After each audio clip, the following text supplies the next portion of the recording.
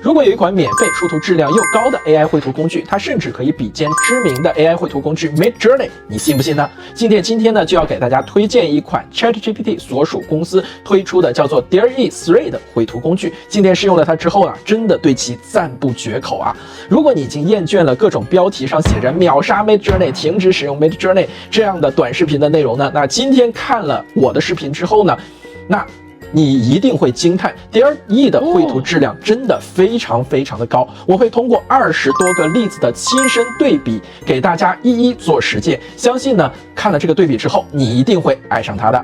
虽然 DALL-E 呢官方只是放出了它的宣传视频内容，那视频里边呢也演示一些图片的例子，但是今天通过微软官方的 New Bing 已经可以开始完整的试用它了。DALL-E 呢是 ChatGPT 所属公司叫 OpenAI 的这样的一个产品，所以它的强项呢一定是先进的文本识别和处理能力。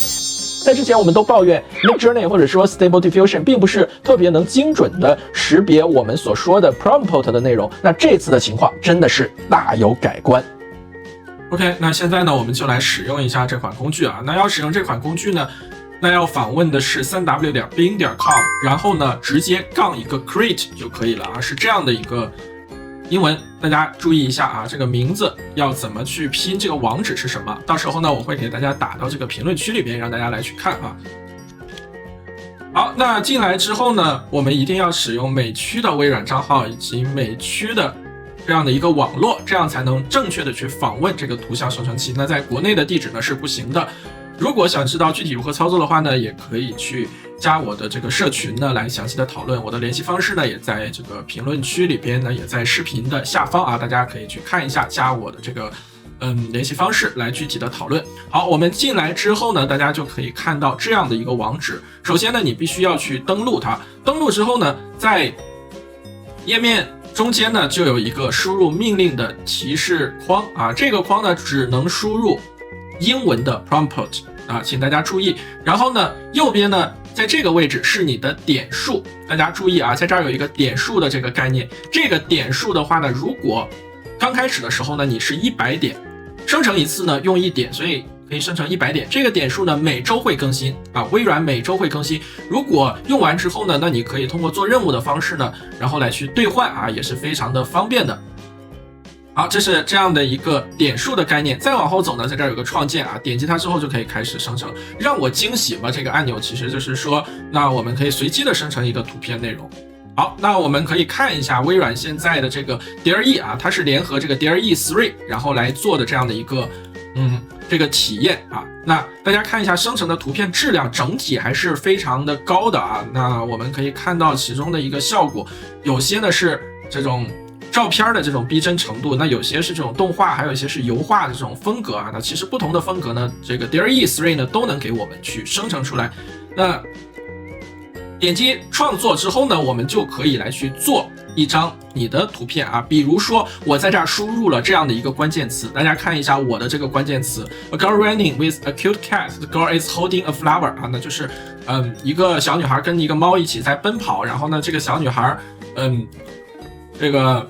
小女孩捧着一束花，背景是什么呢？背景是一个花园，阳光非常充足的花园。那接下来呢，它就点击创建按钮之后呢，它就可以自动给我们开始去生成。生成之后呢，它就会出现在页面的下方。那你点击之后，它就可以来进行放大。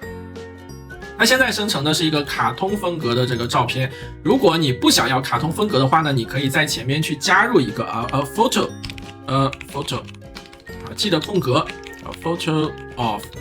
a girl 啊，那后面的话呢，你也可以加入一些关键词啊，比如说我们在课程里边也提到过的啊 ，AI 绘画可能提到过的 cinematic lighting，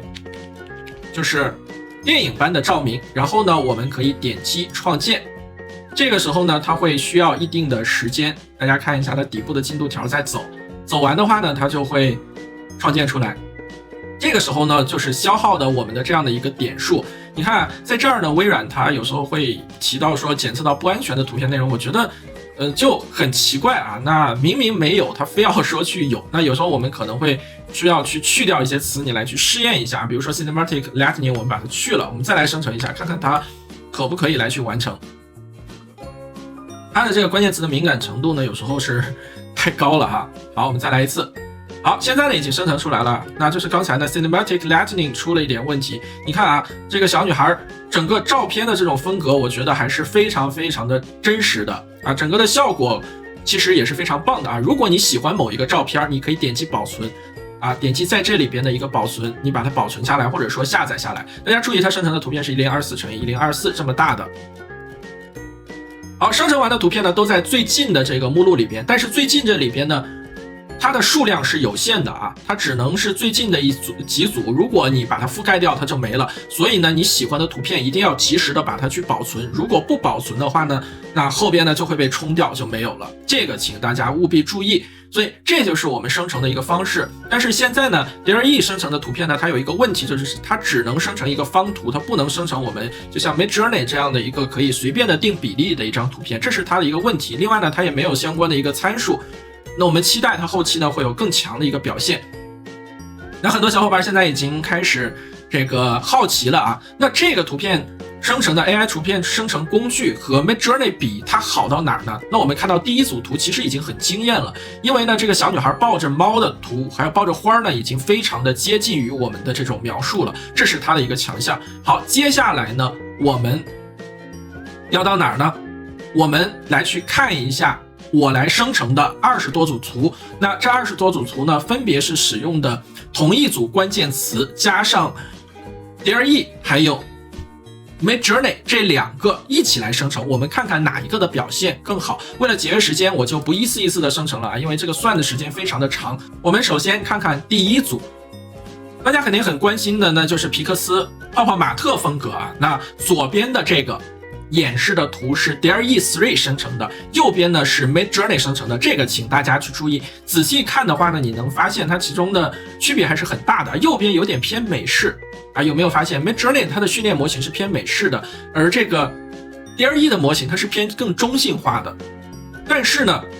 我们通过对比你会发现 Midjourney 的光源处理呢是比这个DALL-E 要好不少的，这个是 Midjourney 的一个优点。但是呢 DALL-E 的处理呢其实也不错啊，它只要后期呢再去更新一下它的这个光源，我觉得整体的表现确实已经挺优秀的啊，特别是这个生成的图呢，整个是没有太多的问题的。好，这是这样的一组关键词，大家下去之后呢，你也可以去来实践一下。接下来我们再去看第二组，第二组呢我加上了一些词，加上了盲盒这样的词。啊，盲盒，还有 Blind Box， 还有这个 Pop Mart 啊，这样的词汇，我来描述一个小男孩开飞机的场景。左边同样是 DALL-E 的场景，右边呢是 Midjourney 的场景。从这张图来看一下 ，DALL-E 倾向于生成它更可爱的一个图，右边的图呢还是偏美式风格。不知道大家有没有发现？而且左边的图我觉得更精准啊，右边的话 AI 创建的确实有点。它发挥的有点多，甚至他说不像这种飞机了，而左边呢其实是我大脑中形成的这样的一个图片的一个效果啊，那就是这种很小的飞机，然后很大的一个头啊，这个人物坐在这个小飞机里边，这是我想表达的一个效果。好，这是第二组的内容，大家觉得哪一个更棒呢？好，第三个同样左边是 DALL-E， 右边呢是我们的 Midjourney。大家看一下，我这一组呢特别加了一些视角控制，我是想控制它的一个视角，就是倾斜和鸟瞰的这个视角啊，比如说从上往下去看的这个视角 ，DALL-E 和 Midjourney 都很好的来做了一个表现。左边的这个呢，小女孩呢同样是比较可爱的风格的，而且呢它的这个画面更加的中性，而右边的这种美式风格，有时候你看多你会觉得挺腻的，对不对？所以左边呢我一眼就喜欢上了，而且它的画面的精致程度确实也非常非常的高。好，这就是同一组关键词的一个表现啊。这一组呢 DALL-E 是完胜的。OK， 那我们再来看一些民族风的卡通，民族风的卡通，特别是对于我们这种中国风或者是亚洲风的这种卡通风格呢，AI 绘图工具的表现一般不会很好。那我们来看一下，右边呢是 Midjourney， 然后左上角和左下角呢是我们的 DALL-E。这次呢 DALL-E 又惊艳到我了，大家看一下，整个呢我所描述的是一个美女骑在马上的场景，那我表现的场景是唐代的公主，然后在骑马。这里边大家忽略这些冒号啊，这是我就拷贝过来的。其实，在真正的情况下，这里边是没有这些冒号的。你看左边的这个描述，第一个我加了 cute 这样的关键词，就是可爱。那底下的这个呢，我没有加可爱，它就会形成比较成熟的风格。我觉得整个是真的惊艳到我了，特别的棒。那右边的这个还是带有一些美式风格，不管它怎么描述，这种美式风格其实都不太能打动我啊，特别是中式的这种里边加一个美式，对吧？所以这次呢 Dear E 还是完胜的啊。那我真的就是我觉得 Dear E 确实给我们了很大的惊喜。我们再来一组啊水墨风的一个表现，同样左边 Dear E， 右边呢是 Midjourney。 你看左边的这个水墨风的感觉更加的明显，而且它更加的中式。我们现在用的是宋代的啊，你看这个荷花的表现啊，那在 Midjourney 上面其实它的荷花出现的是比较少的，右边的话它出现的会比较的多。而且一个美女在船上的这种风格呢，它表现的更好，因为我想表现的是李清照的那首诗啊，这个昨日溪亭日暮，沉醉不知归路。你看它这个表现来说，我觉得两组都是可圈可点的啊。那对比之后，左边我觉得会更加惊艳一点。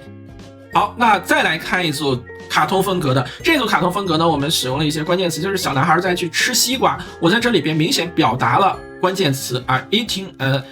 glass of water lemon， 就吃西瓜，然后笑着吃西瓜的场景。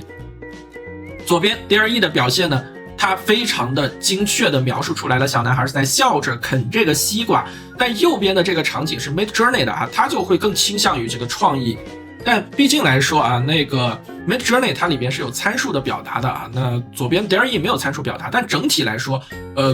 效果呢还是都挺棒的。这两组呢各有特色，但是左边的还原度我觉得更高一点，这就体现了这个 OpenAI 公司的实力，就是它对文本的精确处理能力呢是非常非常的高的。OK， 我们再进一步看这个里边呢，第一个是包装，第二个大家能明显的看出来问题，这个大图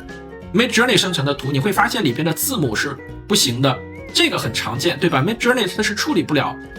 这种文字的，但是呢Dear E 的惊喜就是它可以非常好的处理文字，特别是英文啊，中文还是不行的，但是英文的效果呢，确实也惊艳到我了。你看一下它的这个处理，看一下底下，这是蛋白粉的英文，是完全没有错误的，这里边所有它就表现出来了，而且这个质感跟这个右边的是一样的。所以来说，我觉得另外一个惊艳的地方呢，就是 Dear E 对于文本的处理，它是比 Midjourney 拉开了很大一个档次，这是 Midjourney 的一个弱点。接下来再看文本处理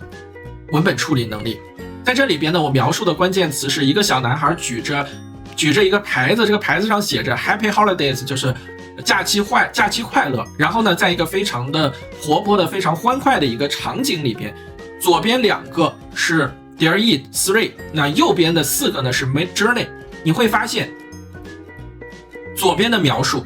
一样非常的精确的处理了文本，而且它是一种是非常可爱的这种风格。我觉得这种可爱风格比我们看腻了这种Midjourney 这种可爱风格其实更好。我觉得 Midjourney 应该把它的风格再去调一调，不能总是这种美式可爱风格啊，那加一点别的这种风格，我觉得对它的表现会更好。你看左边和右边它代表着两种不同的风格，而且呢文本的处理能力 Dear E 明显更上一筹，是不是很惊艳好了，那我们再来看一下对于日式的风格，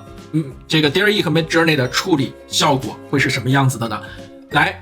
大家可以明显的区别出来啊，右边是 Midjourney， 左边呢是 Dear E 3。那你可以看到啊 Dear E 3呢，它的日式风格就偏弱一点，而右边的这种日式卡通的风格，你会感觉更加的强烈。同样呢，它也表达出这是个 character design 啊，我们的 AI 绘画课程中也提到过了。那这是角色设计的一个草稿或者说图稿，它会把整个的这个角色不同的动作去表现出来。那右边的这个比较完整，这是 Midjourney 的一个强项啊。那左边的这个就偏普通一点的，这种风格不是那么的可爱，我觉得比较的中性，对不对？所以 Dear E 呢，现在有点弱项的地方是它对于日式漫画风格的这种处理，它还是不够强的，或者说不足的。那这一点呢，需要去注意。OK， 再来看一看我们的大难点啊，就是中国传统的这个风格里边有一些啊，比如说龙舟，比如说粽子，我们在 Midjourney 里边去使用它就很难。那同样右边是 Midjourney， 左边是 Dear E。通过 Dear E， 我们使用龙舟的关键词就是 Dragon Boat， 直接出龙舟。看左边的图，直接出的是非常漂亮的龙舟，而不是带有龙头的船。但右边的描述大家都知道，通过我们的 AI 课程，我们之前在去做龙舟的时候非常非常的麻烦，使用 Midjourney 现在 Dear E 可以直接出来，这是惊艳到我的一些点。但是大家对比一下颜色了，还有光源的等等的，那依然是 Midjourney 的一个强项。好，继续往下看，我们接下来呢再看端午节。端午节呢又有一个难点，就是粽子。那我们在关键词里面，大家看到啊，一个中式的家庭在一起在包粽子。右边的这张图呢，虽然他在做饭，但是他包的都不是粽子啊，他包不出来粽子。左边的这个直接出粽子。那我直接用的是粽子这样的一个词，那直接就出来了。所以我觉得这是 Dear E 的一个很好的一个进化，而且出图的这张的质量真的是惊艳到我了，非常非常的棒。那你看啊，通过这两组，我觉得 Dear E 对于模型的训练呢又高出了一个档次。接下来我们再看一组啊，看一下孙猴子。孙猴子这一组呢，我觉得不相上下。这个主要给大家测的是一个材质啊，左边 Dear E， 右边的这4个图呢是 Midjourney， 整体都是不错的啊，整体都不错。但是对于材质的处理来说，或者光源的把控 ，Midjourney 更强一点，它会加入很多的这种创意的细节。左边的这个呢就少了不少，它更偏向于精准的一个描述。OK， 那我们继续往下看，我们再看一个厨房的例子，偏真实又偏卡通，在中间的一个风格，那都是一个厨师在厨房里边做饭。右边是一个传统的厨师在炒东西，这是 Midjourney 的一个做法。左边的是 Dear E， 你会发现啊，左边的厨师好像帅了不少啊，我这儿的词写错了啊，少了一个爱字儿。那右边的这个厨师呢，就偏向于这种大叔风格的，所以左边的这种观感，我觉得会更好一点。你看左边的，其实它的这种图和食材呢，都接近于偏正常，而右边的这个图呢，有时候它会出现一些比较奇怪的食物，就像怪异的这种食物啊，那所以这两个都有各自的风格。Midjourney 更偏向于塑造什么呢？塑造氛围，而左边的这个更像于一个精准的一个把控。继续往下看，我们再来看看最近非常火的小和尚啊，大家在我们的 AI 课程里边也知道，我也教过大家如何做小和尚的这种口播。好了，那我们来看一下，左边小和尚是 Dear E 生成的，右边这4个小和尚呢是 Midjourney 生成的。我这儿挑的是最好的一组啊，我觉得整体的小和尚的这个表现 Dear E 是有点不足的啊。右边这个小和尚更可爱一点，在左边的这个小和尚好像总是欠缺了那么一丢丢的一些内容，所以氛围塑造 Midjourney 还是赢了啊。这是小和尚的一个描述，大家下个月可以试试在这个小和尚来去实验一下啊。那接下来我们看看这个。也是前一段比较火的打工大佛，打工大佛，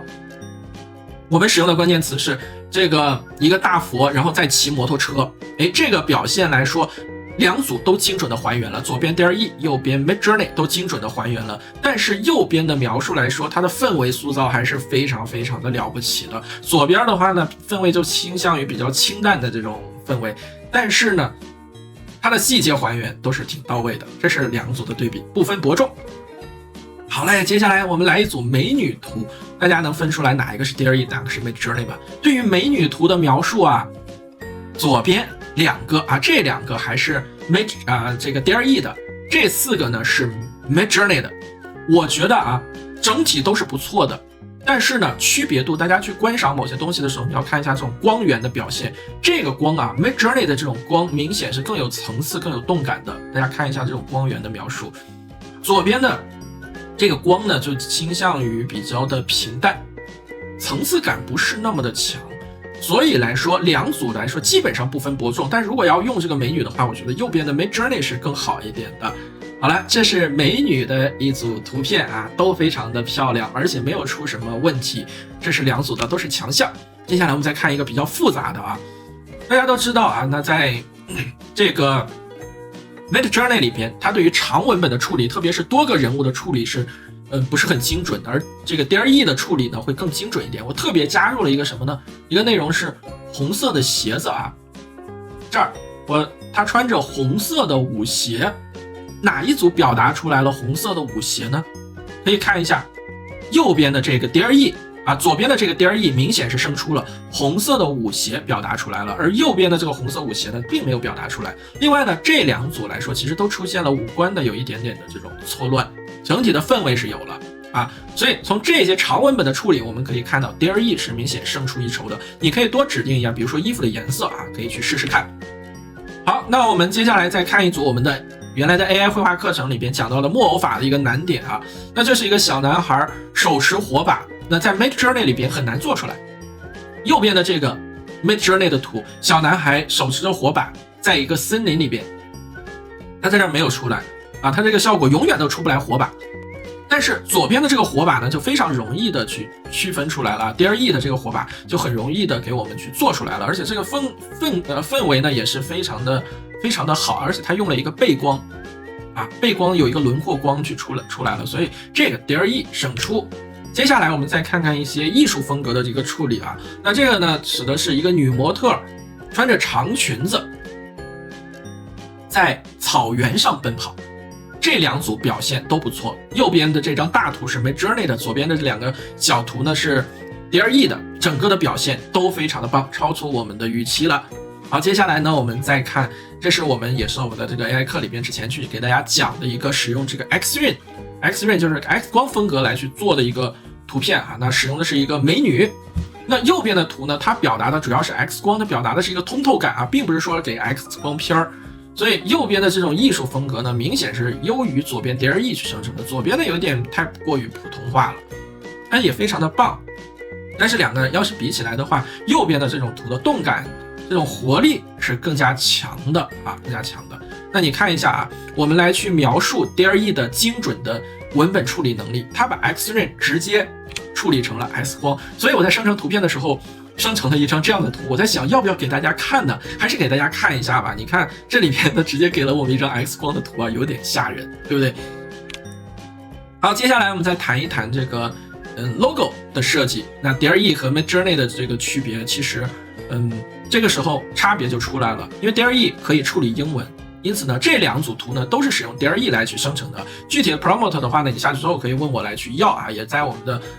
视频下方有我们的联系方式。那我做的是一个鸡和鸡蛋的这样的一个 logo， 那使用的是 Happy Eggs 快乐的鸡蛋，你看整个做的还是非常的棒的。然后继续这组创意呢也是比较流行的一种风格啊，那使用 Midjourney 可以做出来，这个 DRE 呢也可以去完成它，有点层次感的这种概念化的一个设计，这两个都是 DRE 来去生成出来的。如果有喜欢的小伙伴，也可以呢私信我问我要咒语。好，这个呢是使用 X 光来做出来的郁金香，这个郁金香这个表现是没有错的，这两个都是 DRE 来去生成出来的。好了，那我们整个的这种图的对比呢，通过24组图的对比，给大家完整的去展现出来了。我觉得 DRE 给我的经验真的是非常非常的大的。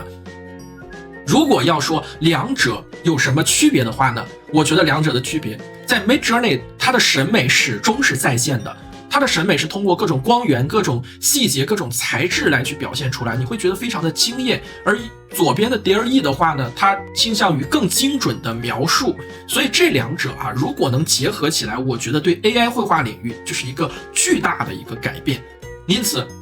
我们可以结合这两种工具来去综合使用，但是各位小伙伴一定不要去错过 DRE 了。那现在尝鲜使用 DRE 可以直接在我们的这个 New Being 的这个网站上就可以来去使用了啊。具体的操作方法如果不知道的话呢，你可以去看我的联系方式来去找我们来去交流，好吧？好，最后来去说一下我们之前生成的图，如果你在这儿点了保存之后，它保存到哪儿了？你看我在这儿点了保存之后，其实它保存到一个右上角啊，在这儿有个集锦，